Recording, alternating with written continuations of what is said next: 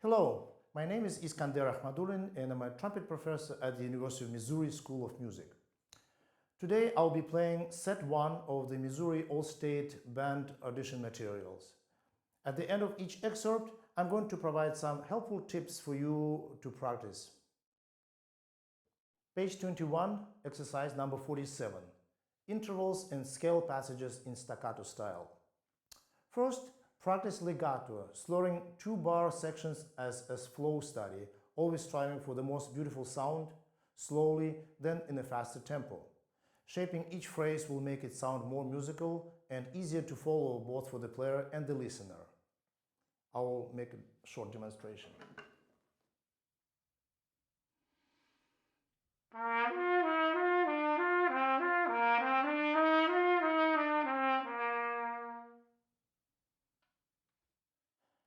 Practice staccato on a single note, middle G or C, quarter notes, then 8 notes.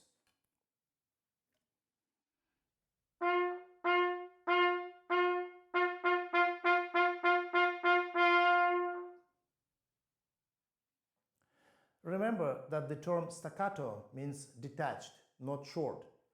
Avoid stopping each note with the tongue as if saying tat, T-A-T. This would require 2 strikes of the tongue per note and will create a very choppy sound. Strive for an open-ended ta, T-A, and sing a succession of this articulation, ta-ta-ta-ta-ta-ta-ta-ta. Focus on the firmness and crispness of the front of each note. Keeping compressed air behind your firmly set embouchure and tongue will help minimizing unnecessary facial muscle movement and will improve consistency. As in most exercises in the Arban's book, the publisher marks staccato only on the first line, so we must remember to keep the same articulation style throughout the whole etude. In order to keep your low D in tune, kick the third slide for measures number 4 and 5, and then again for the last 3 bars.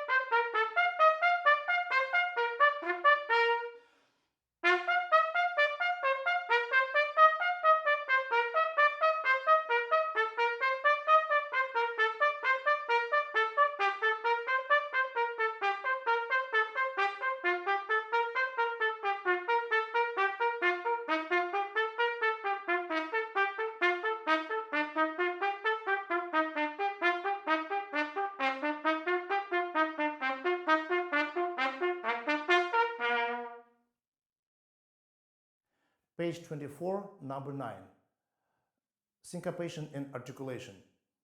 I would recommend changing marcatissimo or martelé articulation, upward wedge-like sign, which sounds too abrupt like this,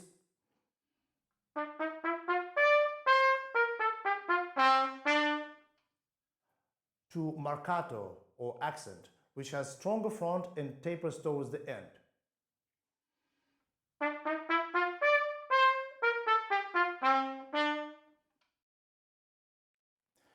Adding a little vibrato would make a sound even lighter.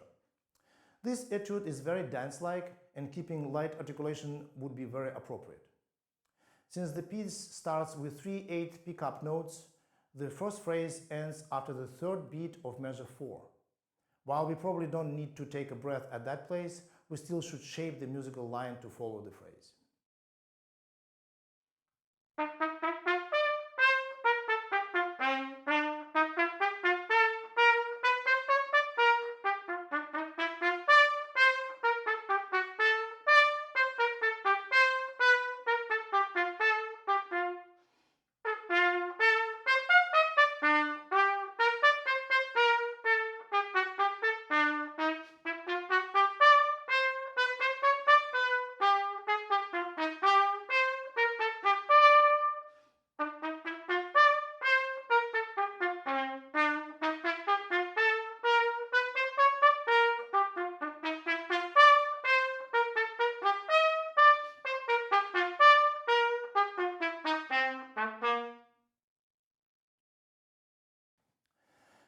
Page 56, number 69, lines 3, 9, and 11, B flat, E, and D majors.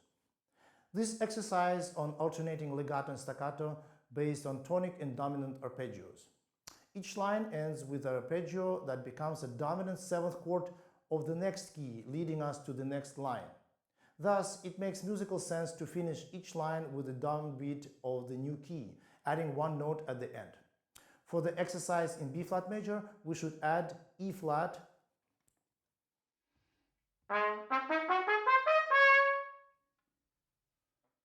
for the E major line, add C sharp,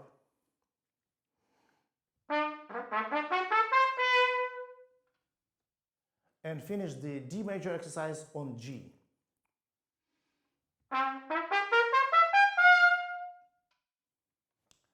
General rule when playing staccato notes after legato, the last slurred note should be lifted to allow some space before the next articulated note.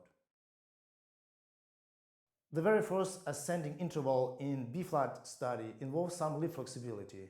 It would be helpful to practice it in staccato style at first, followed by legato. Focus on keeping firm corners, good air compression, and minimal facial muscle movement while letting the tip of the tongue do the work. Practice with the mirror to monitor that.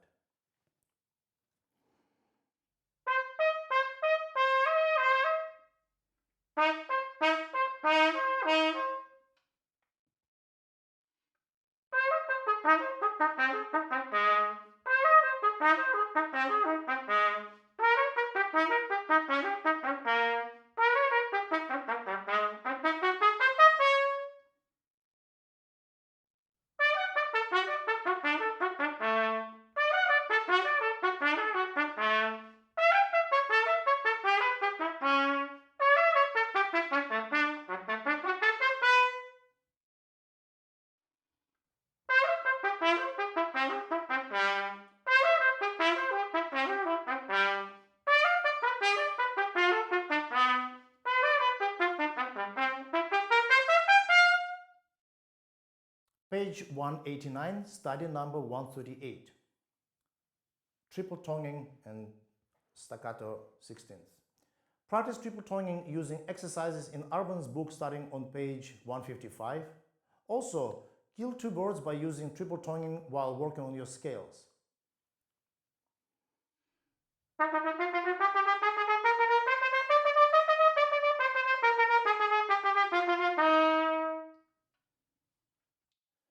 Pay attention to the evenness of the triplets and don't turn them into 2 32nds and 16th note. Takata pattern tends to make the first two notes rushed, so stick with the tataka articulation as indicated by Arban. Practice this etude first replacing 16th triplets with 8 notes.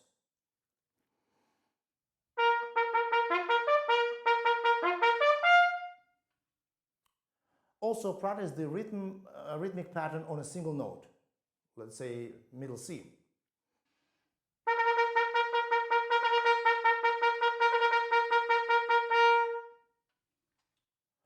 While there are no dynamic markings, make up your own and think of shaping every phrase.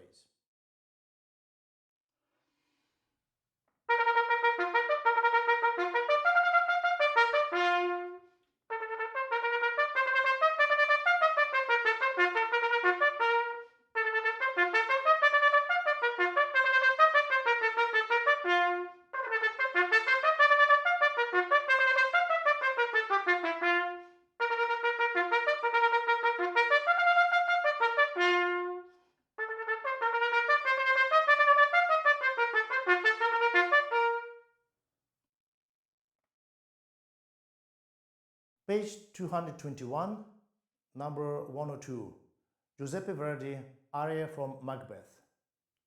Tempo is very moderate. Strive for a singing tone and use vibrato on the longer notes. Pay attention to the dynamics and tricky articulation markings.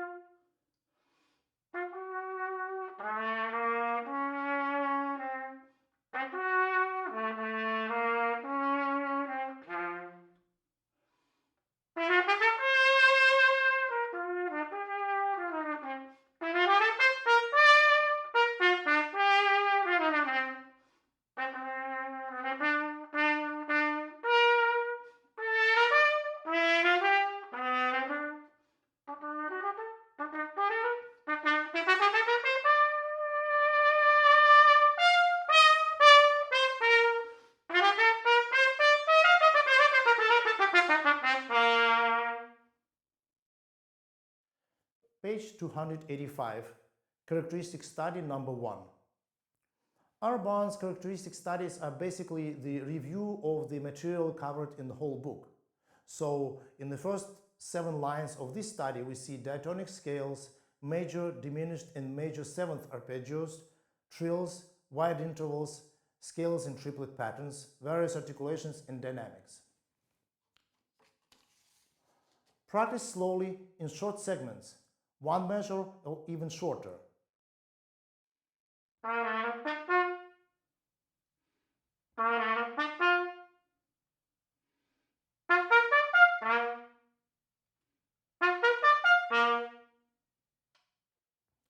And so on. Pay attention to the speed and timing of the trills. When exiting the first trill in measure 5, don't forget about the C sharp, and in measure 6, both C sharp and D sharp.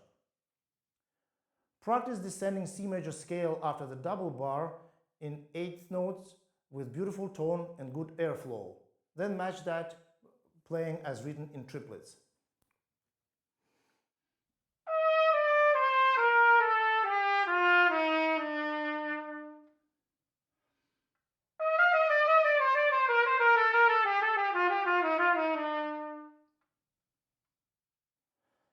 Practice line 6 at first separating the melody, then adding the ostinato G. Quick tongue and valve motion with good air support is required here to avoid hitting the notes between the intervals.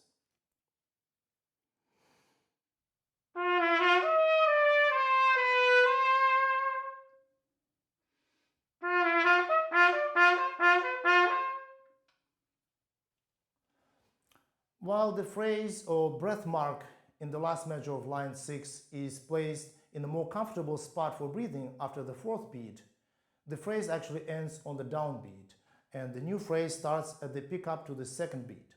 However, this is not an important issue, so play the way is most comfortable for you. I'll demonstrate 2 ways. First one as written.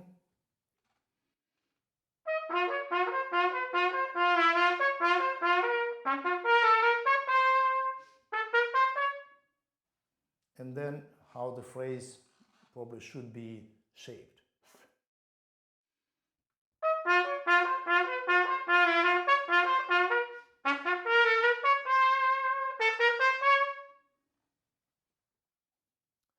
The last line of this excerpt is in E flat major, so pay attention to the accidentals.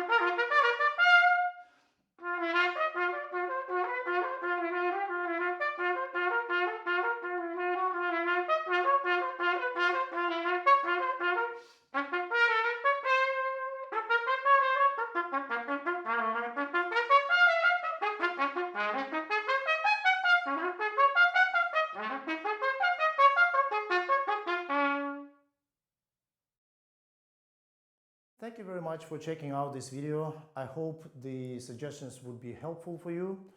If you have more questions about these etudes or general questions about trumpet playing, please feel free to contact me at my email address linked below. For more information about the University of Missouri School of Music and the Trumpet Studio, please check out our website in the description below. You can find our School of Music social media channels by searching for Mizzou Music on Instagram and Facebook, and view past featured performances of the School of Music YouTube channel. Good luck on your audition.